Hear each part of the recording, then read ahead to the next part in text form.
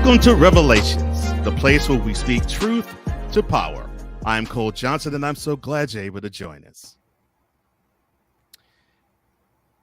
Saraup. That is how you spell my next guest's name, but she goes by another one. She grew up in Cambodia and left home to attend college only to experience something extremely horrible. Her journey took her away from genocidal terror, and she became a refugee escaping to the United States. Now, she encourages people to be whole in body, mind, and spirit. Ladies and gentlemen, public speaker, the author of How I Survived the Killing Fields, and also a videocast co host, Sara Im. And this is her revelation.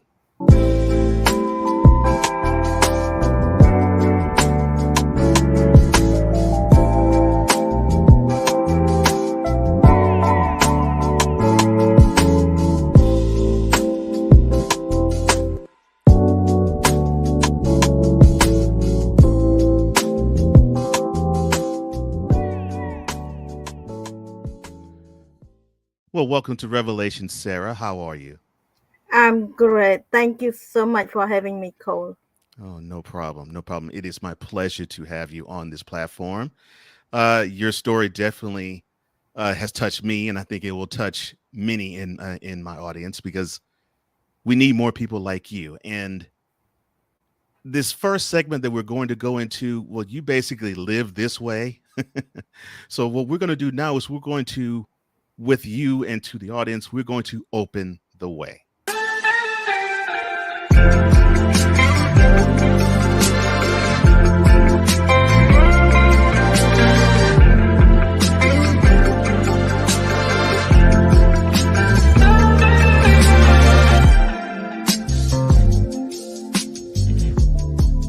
Now, in Open the Way, conversations start when vulnerability enters the room.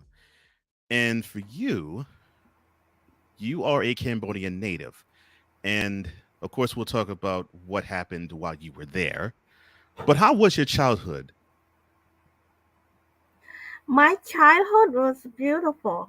Mm, I remember vividly living in a small village in the countryside with my parents, who are farmers. And our home is located surrounded by nature and very close to the river, the flowing freshwater river. So that's my childhood looked like. nice. Okay. All right. So let me see if I can climb into your home. Uh, you said that it was beautiful, and you said it was a wonderful experience. What did your parents instill in you when you were young? They instill in me that I need to have higher education, Okay. and they don't want they don't want me to become a farmer. They Mm, realize that farming is a hard work, and they love me so much that they don't want me to work as hard as them. And hmm. I was the firstborn child, and, Right.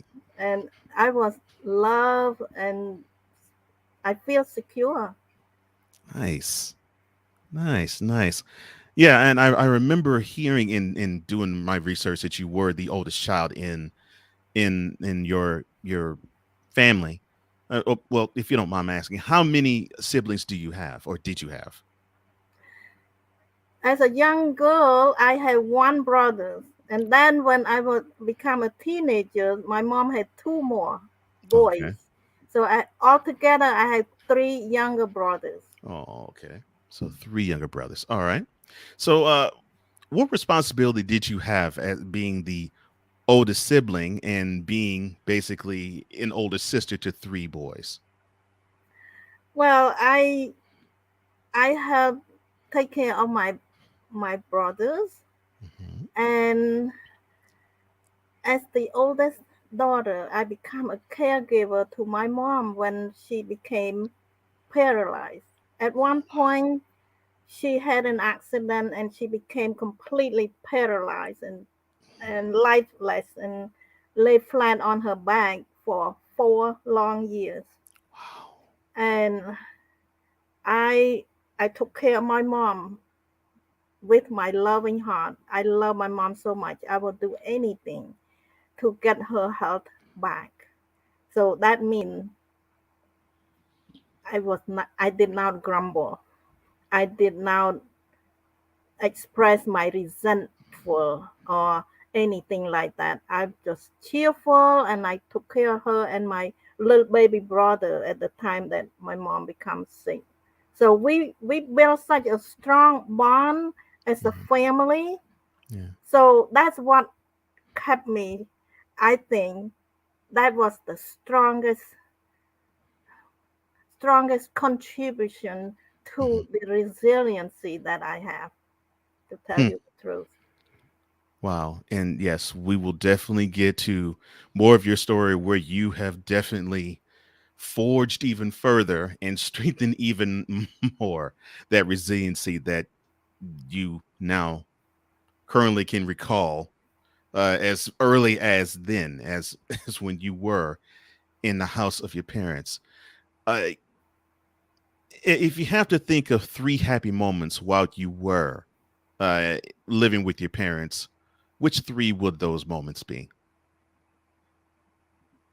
Three, Hmm. the moment when we are together, Hmm. my mom expressed her love for me, and she would share her secret to me. What whatever her feeling is, she shared to me, and she Yeah. told me that she loved me and she wouldn't do Nice. anything to hurt me. Even at some point, this is my family secret, but I'm telling you this. Hmm. My mom was so angry at my dad. She wanted to walk away, but because of her love for me, she fearful that we would be separated. If she's separate from my dad, we would not be able to be together. Mm. So I'm just appreciate my mom so much to open her heart to me. Wow. Yeah. That is so touching. Wow. That is really so touching. Um, you And have the any? Go ahead. and the second moment is that I did very well in school Mm. because my parents encouraged me to keep staying in school, and they did not drag me to work in the farm with them. They want me just to stay home, just sit at my little desk, and if I run out of homework to do, I do the drawing. I love drawing picture. So I enjoy Oh. my quiet time doing something about my school, my work, my drawing. Hmm. So I love my life. Wow. Yeah. Let's see that I did not know. An artist as well. You have so many gifts and talents. Wow. Okay. All right. What good memory of your father do you have? Memory about my father. My Hmm. father loved me. Yeah. You know, I witnessed him get angry at my brother, and sometimes he beat my brother because Hmm. it's a form of discipline. Right. But he never beat me. Mm-hmm. So I Mm-hmm. I translate that. I said my dad loved me so much, even though he sometimes sometimes he was not that happy, but he didn't beat me. Oh my. You know what's funny about that? So my wife told me she has a younger brother herself, and when I first got married to her, she said to me, "You know, my father would whip my brother, but he never spanked me once." So y- So this is you know what I mean. yes. So this is not the first time I've heard that story of a father's love with her daughter being translated to, but he never spanked me like he did my brother. So, so that is awesome. Okay. Yeah. Wow. Well, Sarah, I'm not surprised, but you definitely opened a way. I'm so thankful that you did. This conversation is going to be very, very enriching. I'm going to enjoy the rest of this.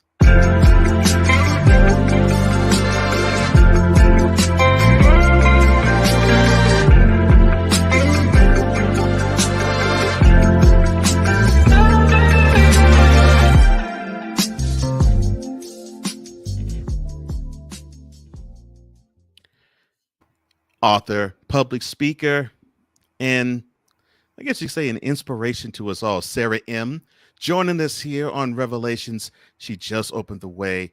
Wonderful personality that she is. And now it is time for us to take that walk across the bridge to prosperity.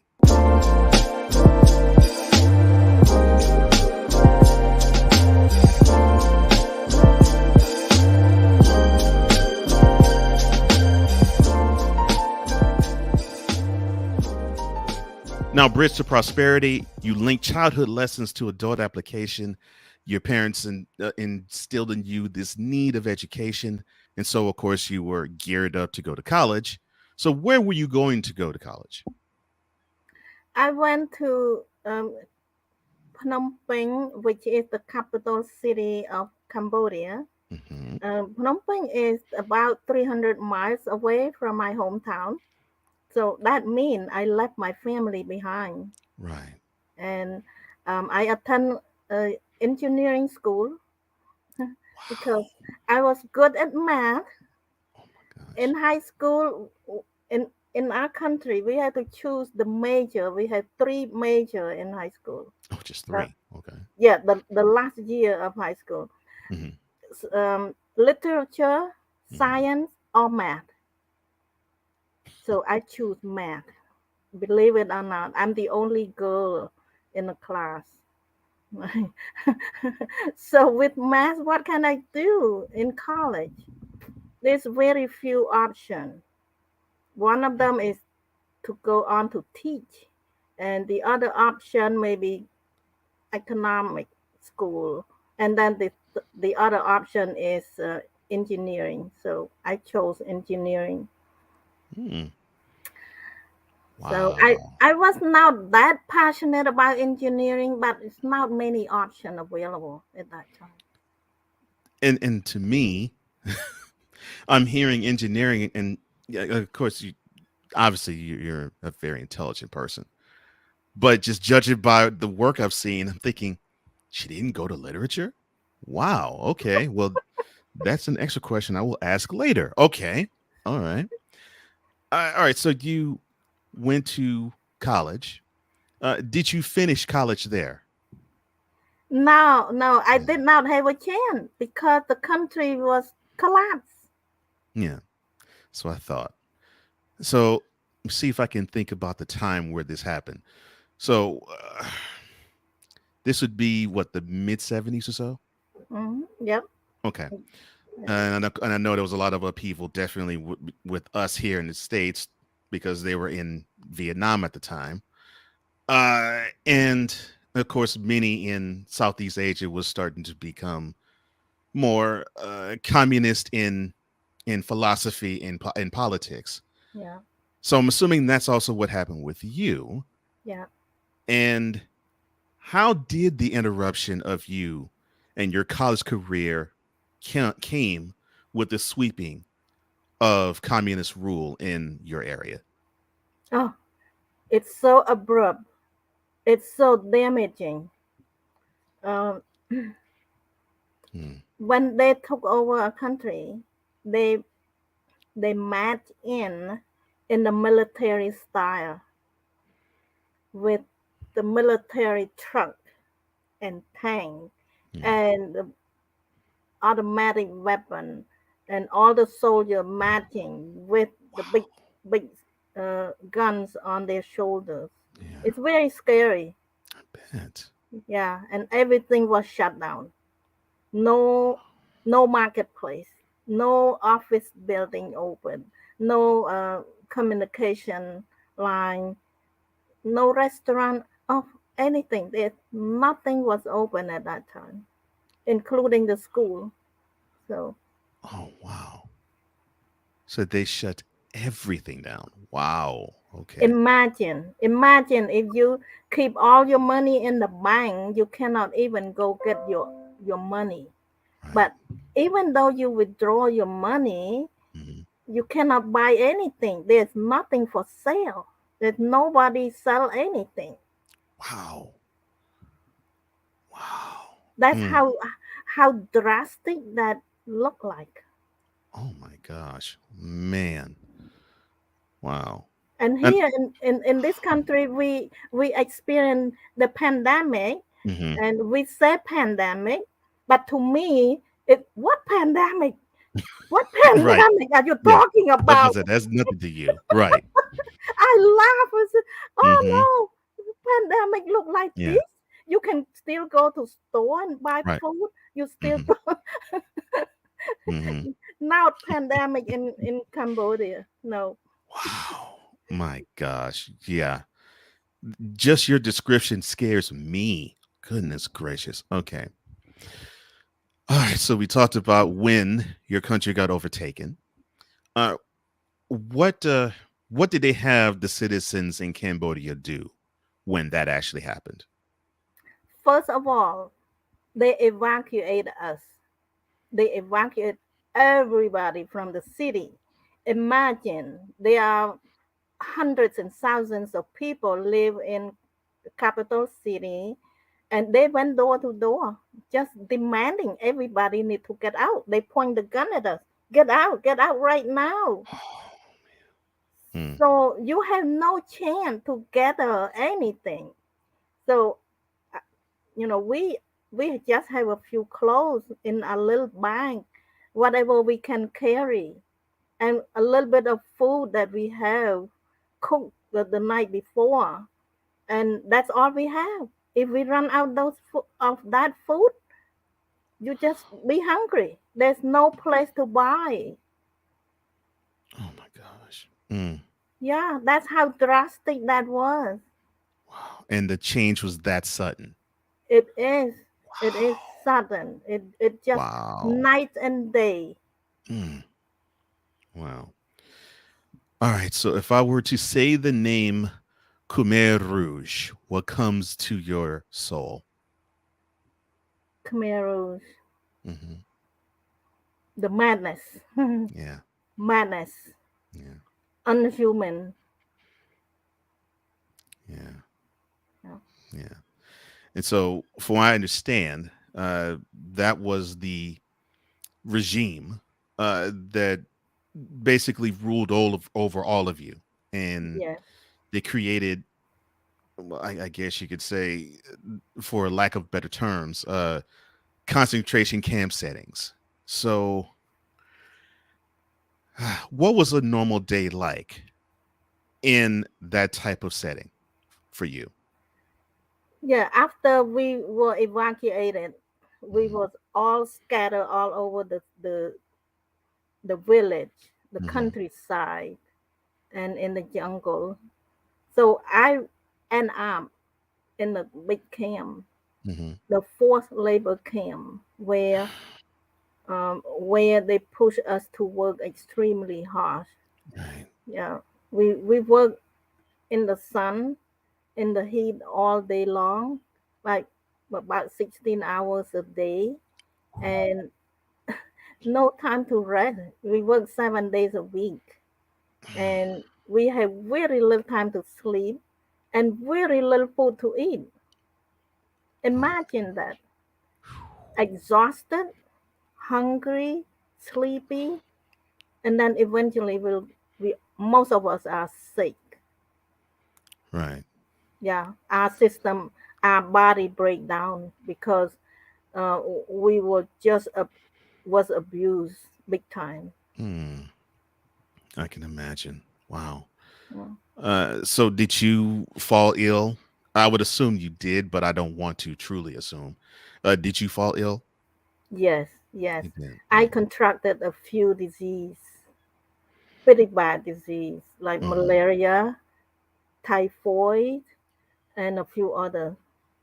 So yeah, very Mm. serious. So how was hospital care during that time when you actually did contract these diseases? The hospital, there Hmm. is just a name, but there is no treatment.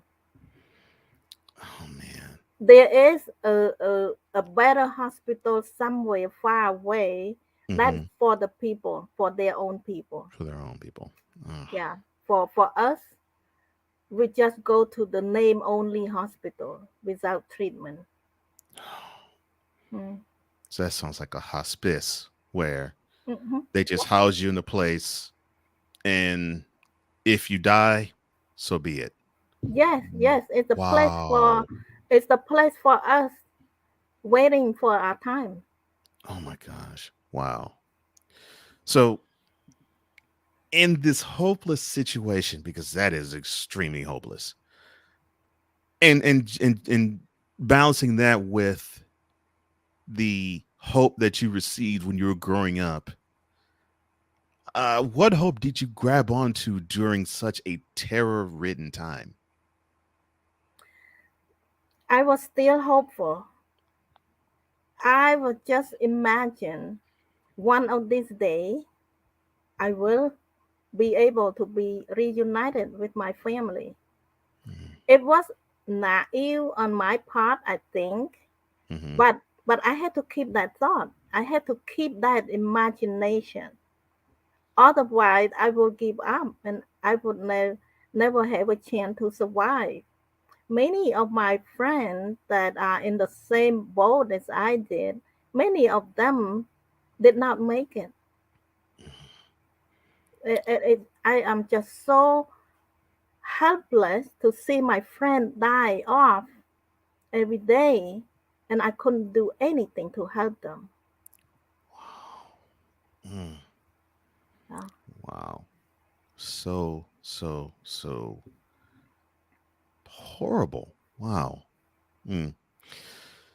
You just don't think that humanity could be that cruel.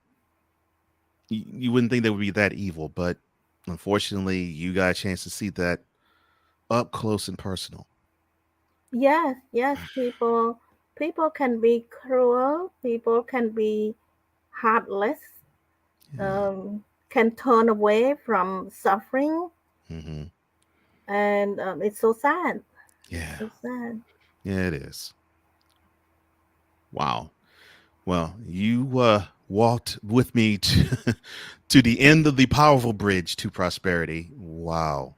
Man, so many good nuggets dropped there. Wow.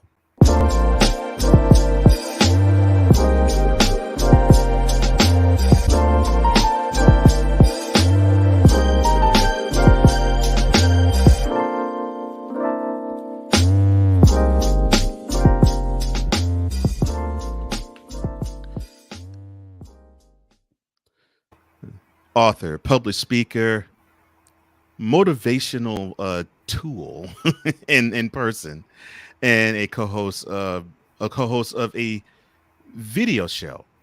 Sara Im joins me here on Revelations. She opened the way, she walked across that bridge. Now it is time to get behind the purpose.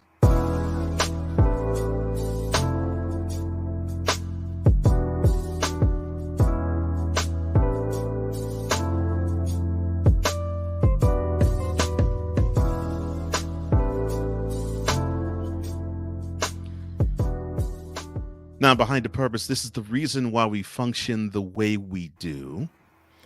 And throughout all of this, throughout all of what you just described to me, the fact you were in a forced labor camp and you worked 16-hour days, 7 days a week, and then you contracted the disease, or the diseases, I should say, to where you were put in basically hospice care.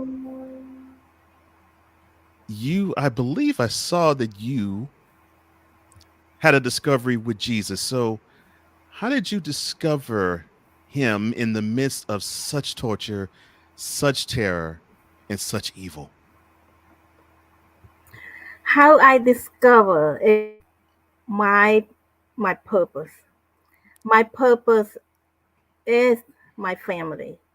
Mm, My goal is to just to survive so that I can go back to my hometown to find my family to help out. So that's my purpose. Now that I got trapped in this situation and I'm barely survive, I barely can walk and I barely catch my next breath. right, I realized I need help. I cannot help myself. At that time, I was thinking about how can I get out of this terrible situation.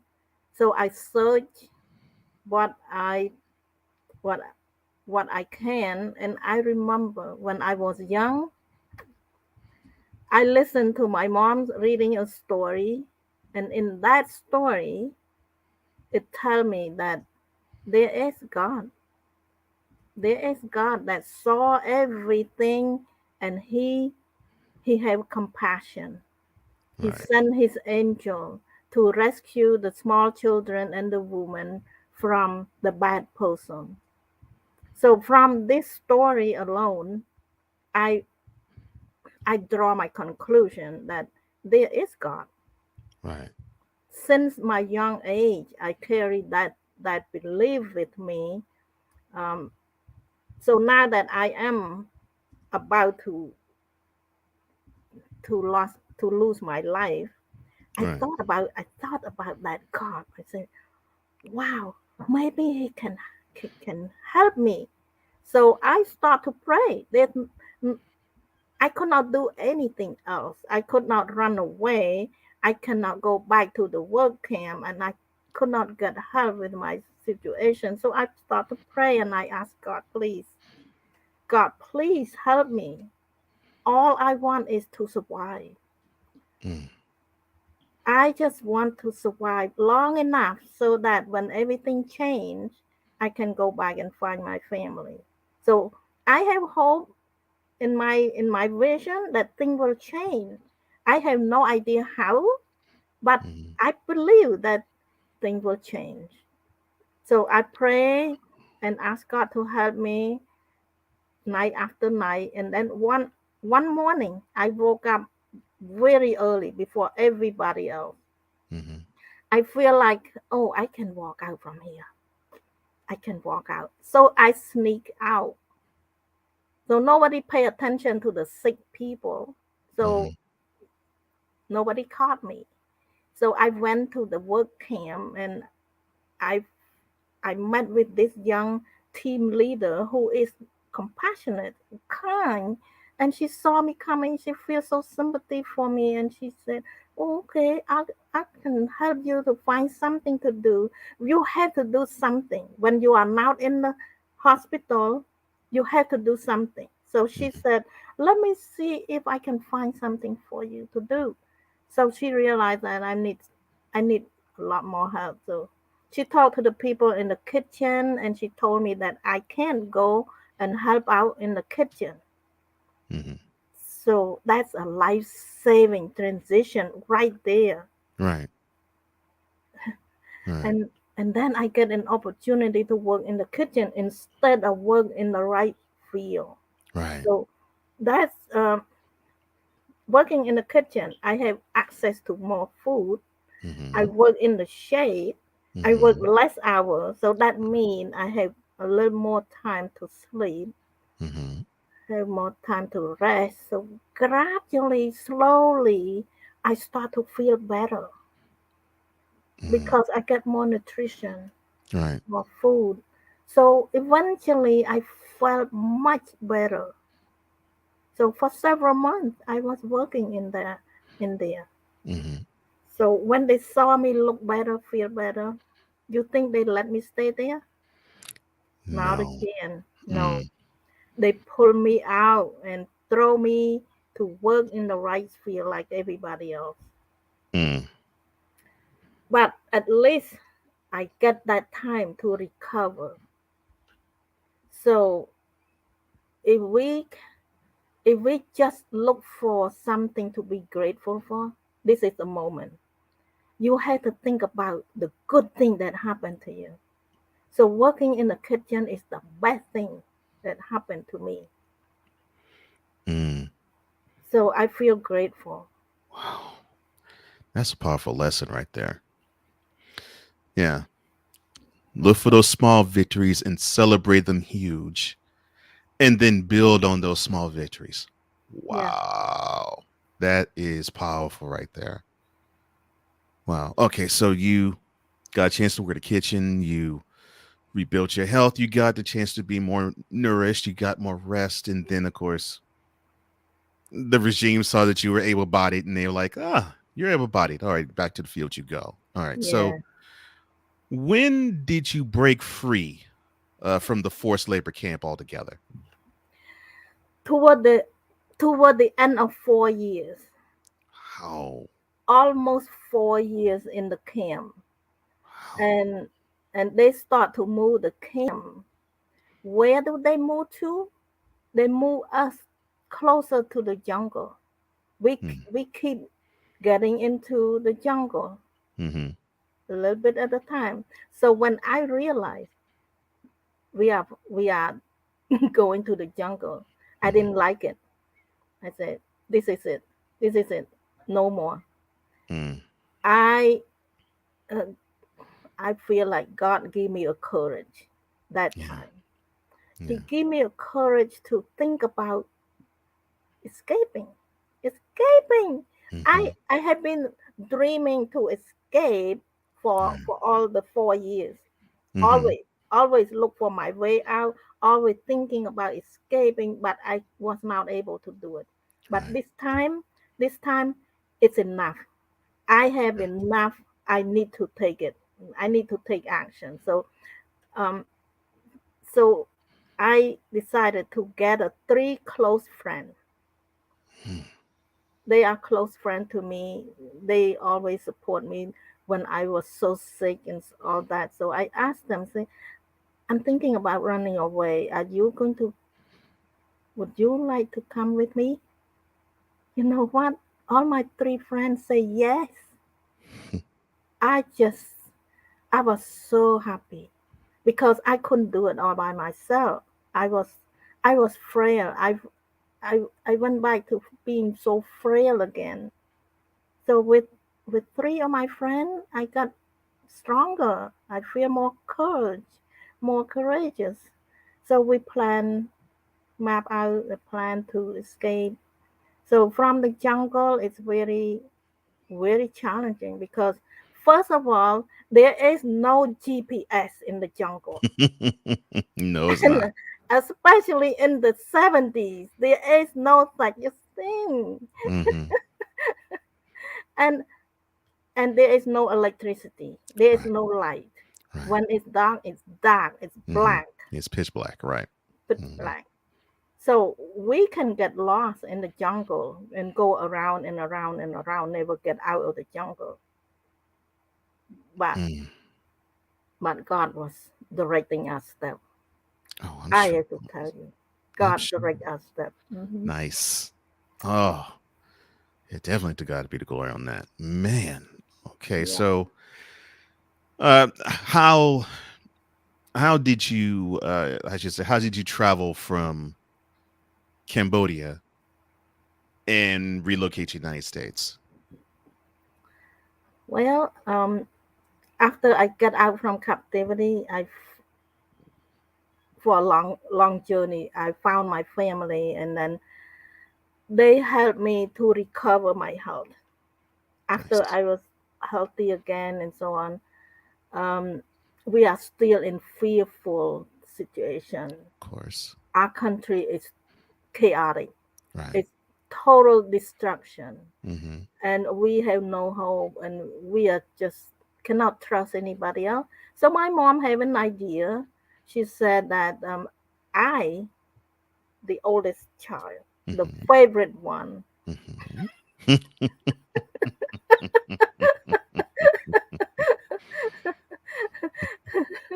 the only qualified at that time. She pushed me out. She said, "Oh," and I was crying. Like my eyes was falling. Right. For 4 years I was dreaming about reuniting, about this moment we had together. But Mm-hmm. now I have to leave everybody. So I was Right. not happy. I was now anxious about leaving my family behind. But with my mom's vision, I did it. Um, Mm. there is no airplane ticket. There is no passport or anything like that. We Mm. had to cross the border, the dangerous border Right. that are filled with landmines. Mm. But but I made it. That's why I'm here, right? Yes, yeah, you're I here. don't step on that landmine. Yeah, So you found your way past them. Yeah, and you dodged all of them. I'm glad you did. I'm glad you did. So you get to the U.S. Unfortunately, you get there without your family in tow. Where did you settle in the U.S.? Connecticut. Oh, Yeah, yeah. Can you imagine coming from a tropical country and landed in Connecticut just right. before winter? Before Oh, winter. not only did you land in an area I did not expect, but you did so at a time where that would be such a culture and physical shock to you. Oh my gosh. God Okay. have a sense of humor. Yes, yes, he does. Okay, I guess I'll ask. How was your first winter in Connecticut? Confusing. Oh no. I have no idea how to dress up for the winter. Oh no. No, I came with a flip flop. Oh no. Oh no. And if oh yes, and there's certain days there, if the temperature gets to 30 degrees at in the daytime, you're lucky. Oh my gosh. Okay. I was expecting you to say Florida or California or heck, even Arizona. I was not expecting No, Connecticut. Oh my no, gosh. God have a better plan for me. Yeah, he definitely must have had a better plan for you. Wow. Okay. Okay. So, all right. Why did you land in Connecticut? Because my only relative that sponsored me to come, he was in Connecticut. Okay. All right. So it was But family. Okay. but here's another kicker. Oh no. My relative need to move out from Connecticut before I arrive. Imagine that. No. Oh no. Yes, yes. When I arrived to JFK Airport Hmm. in New York, Right. I was waiting. I was waiting for my uncle to come to pick me up. Right. He was not there. He moved out of Connecticut,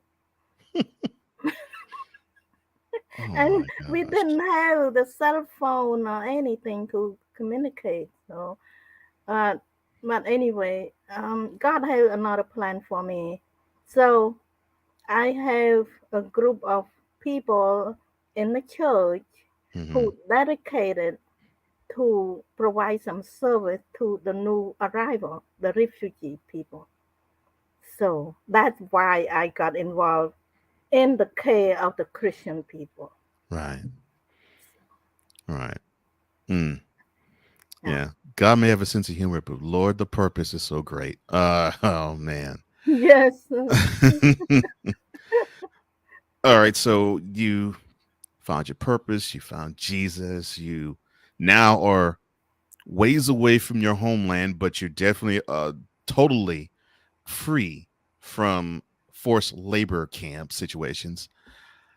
So how long did it take for you to heal from such the physical, the emotional, the psychological, and the mental anguish of being a captive? I I was fortunate that I did not hold grudges against those people Yeah. because my biggest purpose was my family. Mm, As soon as I found my family, I forgot all the pain from the back 4 years ago. Wow. Mm. So I would just focus on my happy moment, focus on my achievement that I survived. I made it. And now I found my family.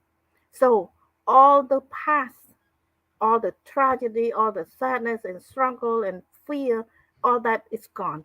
No more. I don't need to think about that anymore. So Wow. Mm. Yeah, I'm convinced I met you far too late in my life because I needed to have that type of positivity. Wow. Now, that is a lesson in forgiveness. Mm. You were so locked in on your purpose. You're like, whatever happened to me, that's done for. That's done. I'm not worried about that. I just want to be around my family. Now that I am around them, I'm good. yes, yes, Wow. I overcame. I Yeah. overcame all those struggles. So I Wow. feel good. Yeah. And I feel good for you now in your retelling this story. Oh my gosh. Yes. Well, you definitely found your purpose. I definitely know the reason behind it. And I'm so glad others now know it too.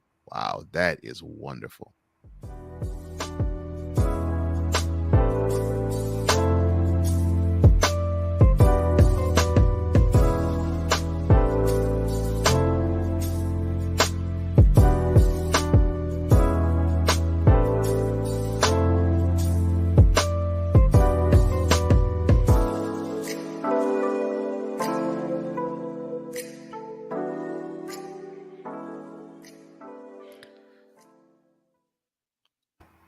Author, public speaker, videocast co host, Sarah Im joins me on Revelations. She's opened the way. She's walked across that bridge with me. She's giving you the reason why she is who she is. And now it is time to bring all of that to light.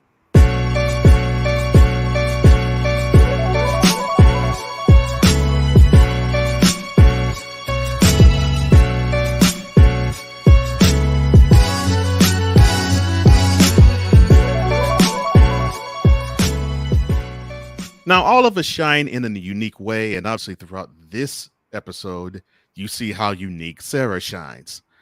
And so you compiled all of this information, all of your experience, and all of your travails into this book where I remember a movie where it was titled similarly. And the movie was the 1984 film The Killing Fields. You titled yours How I Survived the Killing Field. So, how did the book come to existence? The book come to existence. There's a few reasons. Um, Throughout a few decades, some of my close friends asked me about my story. So I told them one by one, and they always encouraged me to write, to put it in the book. But I always dismissed the idea until one year I was invited to speak at a women group, and I found out that one of the women in that group, she lost her child to suicidal, and that shocked me. My naivety, I did not believe what I heard. I said, wow, people live in this prosperous country Mm-hmm. still are not happy and Yeah. still take their own life. What Mm-hmm. if they heard about my story? What if they learn about my trauma? They Right. might change their mind. So Mm-hmm. that's that's what turned the switch on. Mm-hmm. I said, I might be able to use my story to help the next people. Wow. So so that's another reason why I wrote my book. Mm. And I am so glad you did. Oh, wow. Because yeah, you are a prime example of how bad circumstances does not have to be the end of you. Right. That you have the ability to be tougher and to be more resilient, as That's definitely the word that I would describe you to be.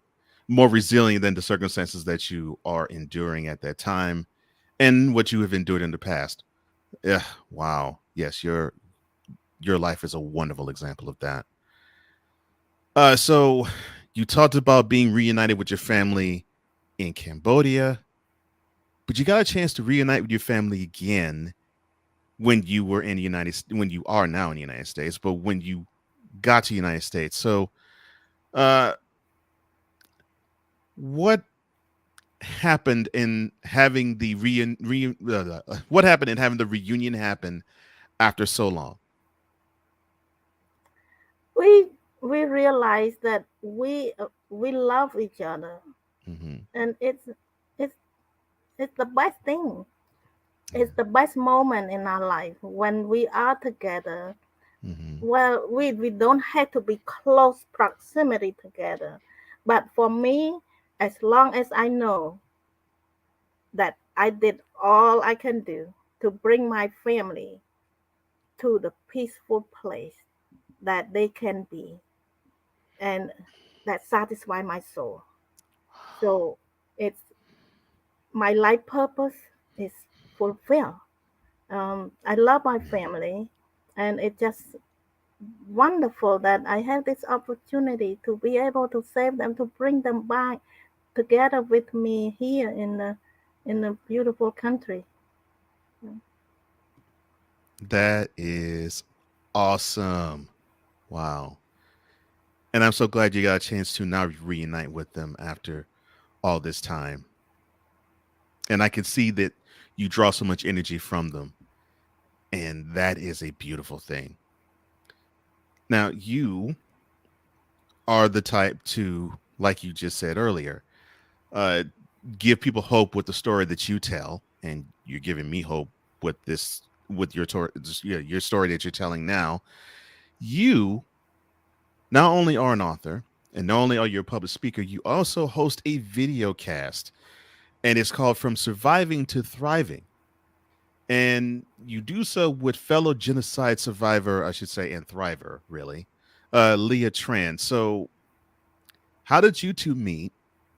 How was this creation born? And do you get fed the wonderful message that you're sent that you two send to others when you see the results of seeing your message reach people?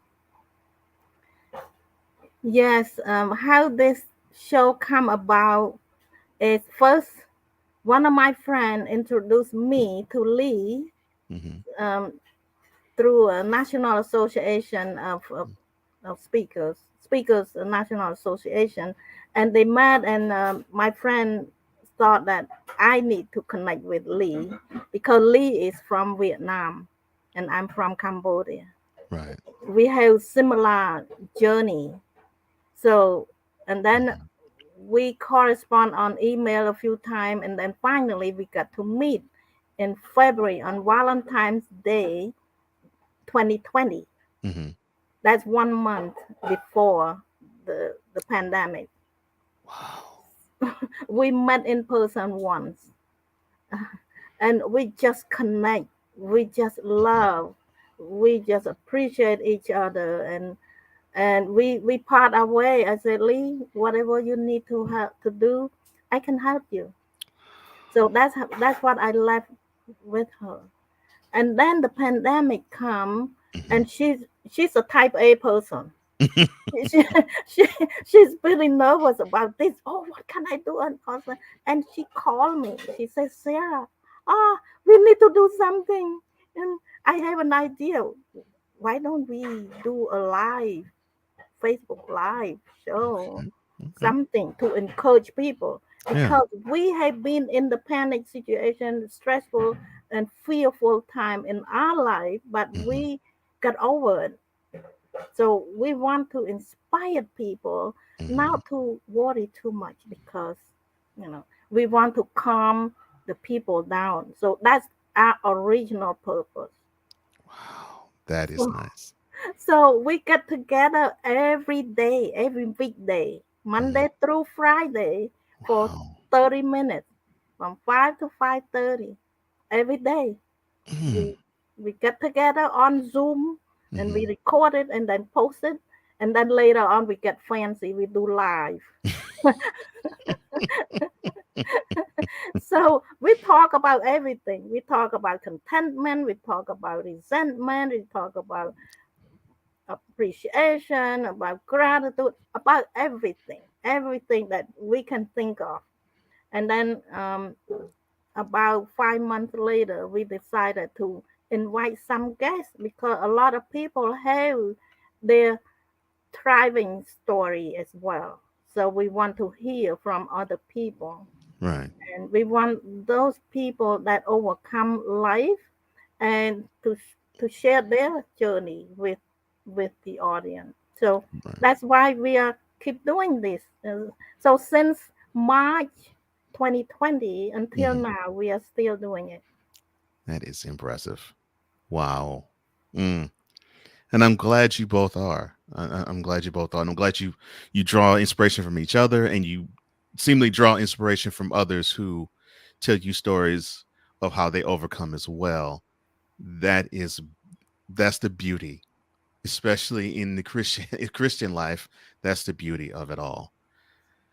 All right. So when you are in front of a crowd and you speak and you tell your wonderful story, because it is wonderful in so many different facets and ways, what is the one thing you want people to take away from knowing in their hearts when they hear you tell your story?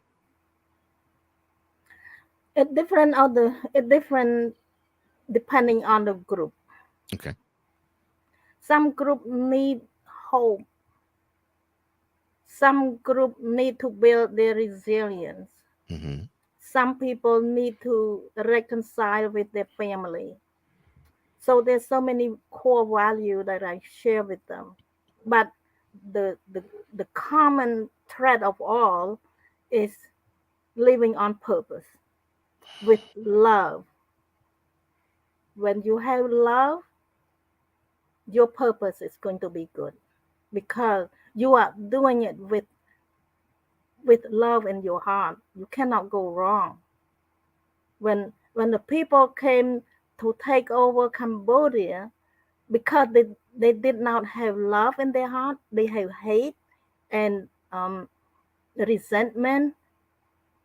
That's why it caused so much destruction. But when we do something with love in our heart, we cause a lot of good in the world. So whatever we do it with our love. Oh my gosh. That is the perfect way to end this segment because you bring so much light to everybody you come in contact with. Wow. Thank you for that one, Sarah. Wow.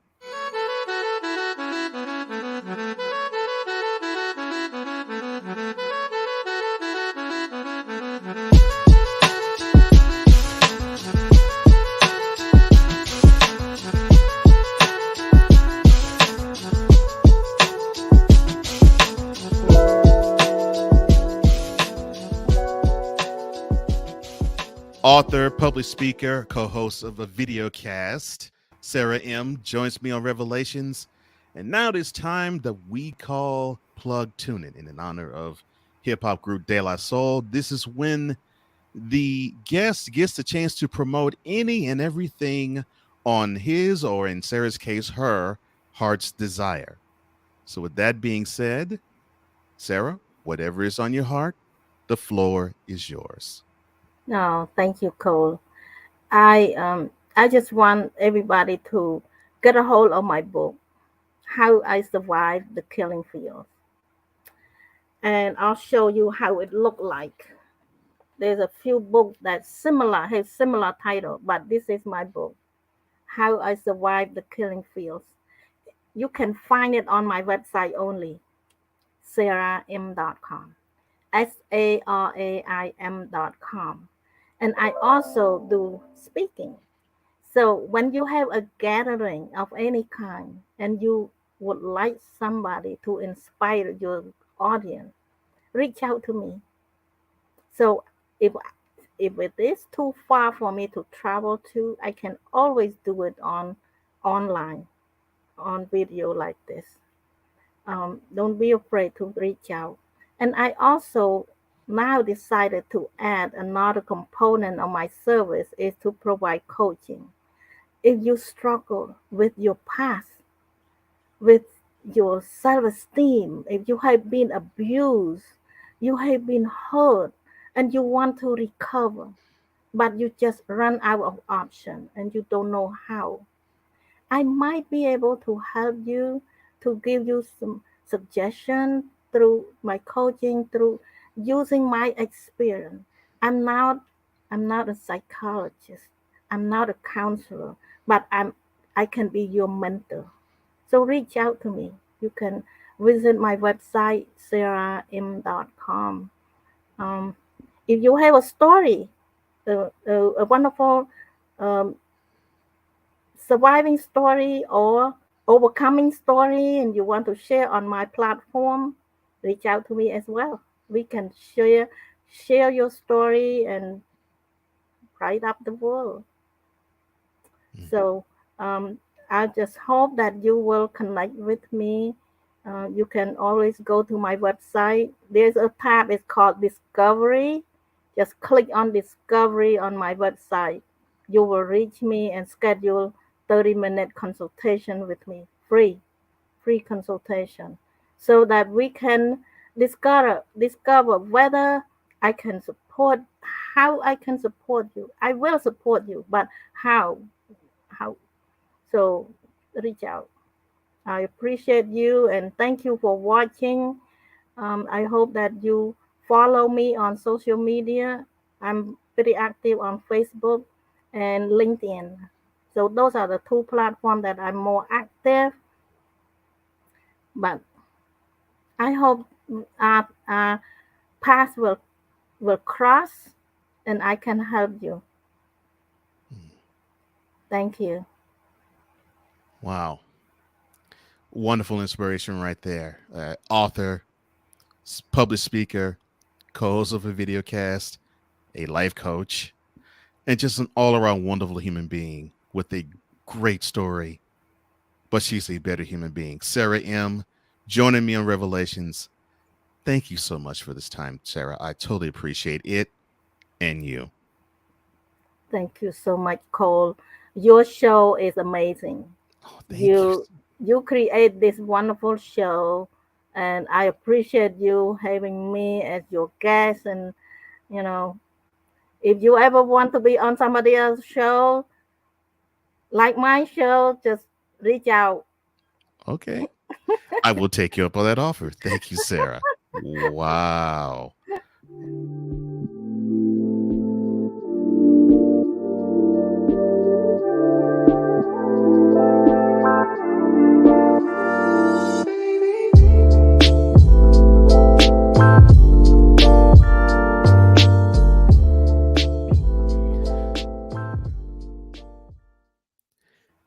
Many thanks to Sara M for her inspiring story and her perspective on life.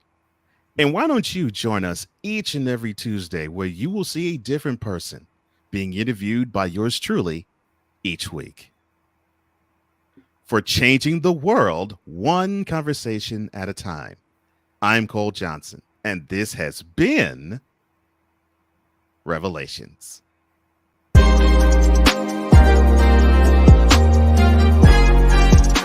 Thank you for tuning into Revelations. To download this episode, go to Acast and type Revelations. For apparel, go to Spring and type Revelations. Music by Lakey Inspired.